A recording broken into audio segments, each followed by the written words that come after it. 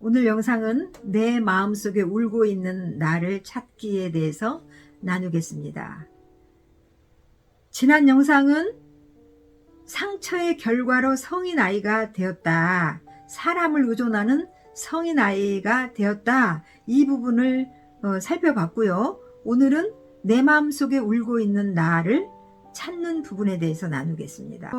오늘 영상을 통해서도 더 구체적으로 자기를 찾아가는 작업입니다. 자신을 잘 들여다보면서 따라오기를 원합니다. 지난 영상에서도 다루었듯이 우리가 순기능 가정에서, 그러니까 정상적인 가정 안에서는 우리가 인간의 기본 욕구를 채움받아야 됐었고요. 또 자존감과 그 소속감, 안정감을 우리가 받고 자랐어야 돼요. 그리고 정말 안아주면서 사랑한다고, 네가 내 딸이라 자랑스럽고 고맙다, 사랑한다, 이러한 이야기들을 많이 듣고 우리가 자랐어야 된다는 거죠. 그리고 사랑과 칭찬과 격려와 인정하는 말, 이러한 말들을 많이 듣고 우리가 자랐어야 되는데 그렇지 못했다. 그리고 의사소통의 자유도 없었고요. 또 가족 안에 율법적인 규칙으로, 그 상처되는 규칙으로 우리들이 자랐다. 경계선이 분명하지 못한 가정에서 자랐다. 그러니까 이러한 것들 때문에 지구상의 모든 가정은 엮이는 가정인데 숨기는 가정은 10% 정도 되더라. 근데 아직도 만나보지 못했다라고 상담학자들이 이야기한다 그랬잖아요. 왜 그런 현상이 일어나냐면, 지난번에도 말씀드렸지만 저의 부모님, 여러분의 부모님의 그 할아버지 할머니, 또 그 후에 할아버지 할머니, 이렇게 계속 대를 이렇게 내려왔잖아요. 근데 모델이 없었단 말이에요. 이렇게 사랑하고 정말 역기능이 아닌 가정, 정말 정상적인 가정에서 어린아이들을 사랑하고 행복감을 느끼고 살 수 있도록 키워주셔야 됐는데 그걸 못했다는 거예요. 왜? 모델이 없어서. 배우지를 않았고, 우리의 엄마도, 우리의 할머니 할아버지도, 그 후에 할머니 할아버지도 배우질 않았고 상처받은 영혼들이라. 어떻게 보면 그분들도 피해자예요. 우리도 피해자인데 우리의 조상들도 다 피해자인 거야. 이게 사단의 역사인 거예요. 사람을 그냥 그 영혼을 죽이려고.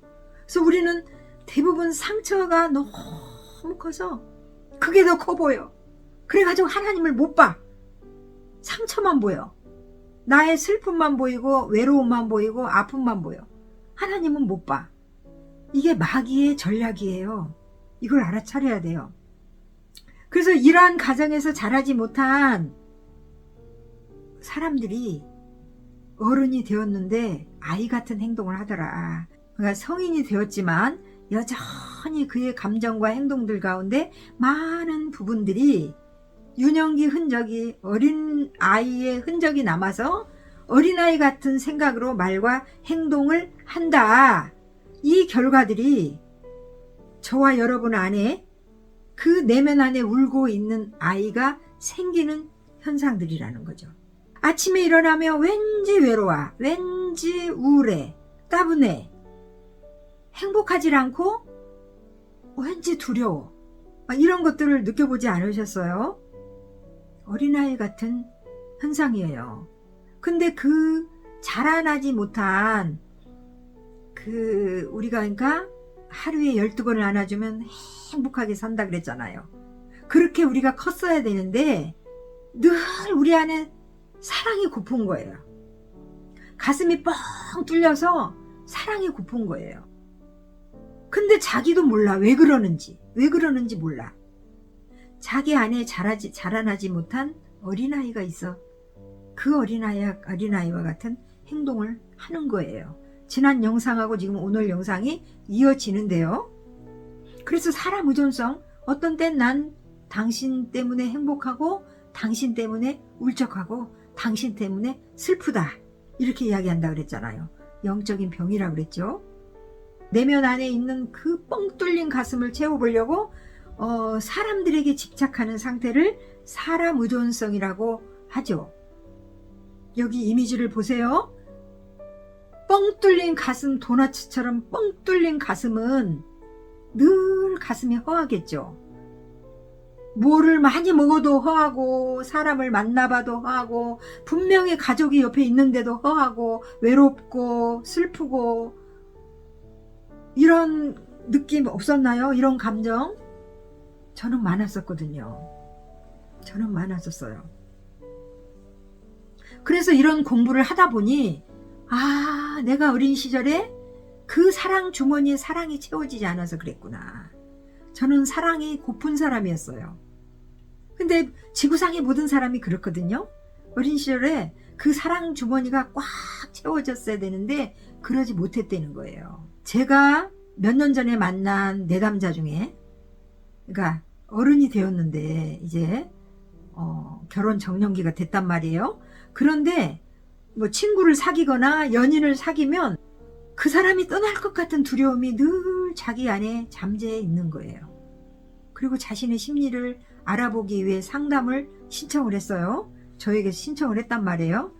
그래서 저와 같이 이 작업들을 쭉 하면서 내면 치유하는 작업 중에서 7살, 10살 때쯤 어린 시절에 부모가 맞벌이를 하는 관계로, 그러니까 늘 혼자 집에서 외롭게 있었다는 거예요. 엄마 아빠가 돌아올 때까지.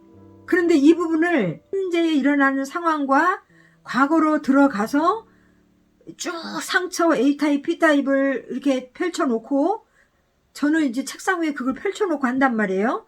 펼쳐놓고 한번 찾아보세요. 자, 어떤 때 어떤 상처로 인해서 지금 이런 그 떠날 것 같은 두려움이 있습니까? 그랬더니 이거를 찾아내더라고요. 그래서 어린 시절에 자기가 홀로 집에 있을 때 엄마 아빠가 완전히 어디로 나를 버리고 간 것 같은 느낌이었다는 거예요. 그러면서 내담자가 스스로 찾아내더라고요, 그거를. 그래서 그걸 가지고 기억 속으로 들어가서 상처 치유를 했었거든요. 그렇게 이것처럼 상처 A타입, B타입, 트라우마 올려드린 영상을 보면서 자기 거를 찾아보세요. 그리고 지난 영상에서 그러니까 사람 의존성을 가진 성인 아이의 특징을 살펴보면서 지금 여러분 자신 안에 일어나는 현상들을 한번 이렇게 끄집어내보세요. 찾아내보세요.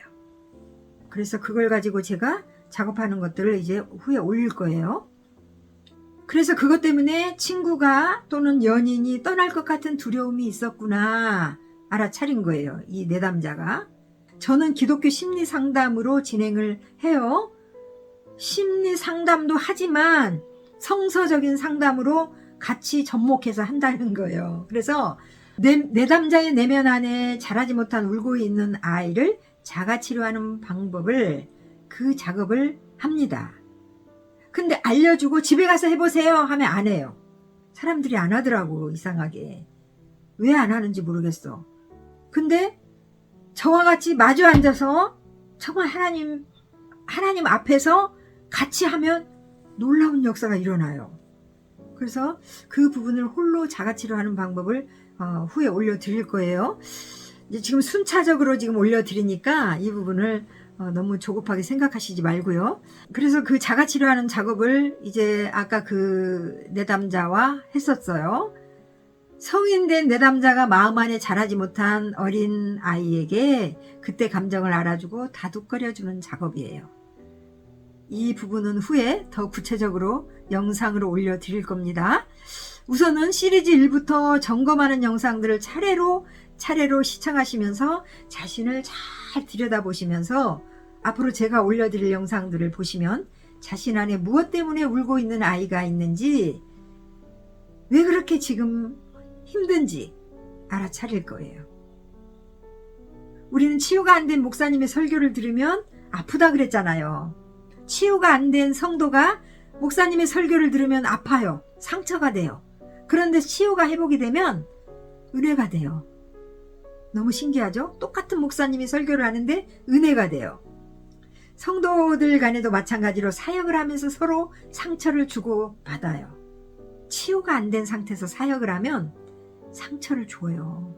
나도 모르게 말 한마디에 상처가 나가요. 행동 하나에 상처가 나가요. 그런데 상처가 본인이 회복이 되면 은혜가 돼요. 은혜가 돼요. 그래서 우리는 그동안 덮어두었던 상처들을 돌아보면 너무너무 아프고 분노가 올라와요. 상처를 직면하는 과정 중에서 상처가 올라오면 나에게 상처 준 사람을 막 찾아가서 막 따지거든요. 그러지 말라고 제가 지난 영상에서 이야기했어요. 왜냐하면 그분들은 지금 받아들일 자세가 안 돼 있어요. 상처의 상자도 몰라요. 내면 치유 내자도 몰라요. 그래서 내가 너를 어떻게 키웠는데, 내가 네 애비 그렇게 힘든 중에도 내가 니네들 때문에 참고 살았어. 이렇게 하면서 막 퍼붓는단 말이에요.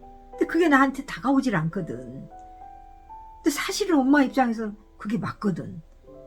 그런데 절대 사람에게 가서 따지지 마세요. 하나님 앞에서 하시기를 바랍니다. 자, 내면 안에 울고 있는 나, 자라지 못한 아이가 쭈그리고 앉아서 울고 있다는 거예요. 그래서 상처를 받으면 상처가 완전히 없어져 버리는 게 아니에요. 그 상처는 내면 잠재의식 속에 깊이 남아서 계속 슬퍼하고 있는 거예요. 자라지 못하고 쪼그리고 있는 거예요. 근데 우리는 이제 성인이 돼서 이 이성을 가지고 없었던 것처럼 그냥 묻어버리고 살았단 말이에요. 그래서 제가 지난 영상에서 무엇을 올렸냐면 내적 치유를 방해하는 걸림돌이라고 올렸어요.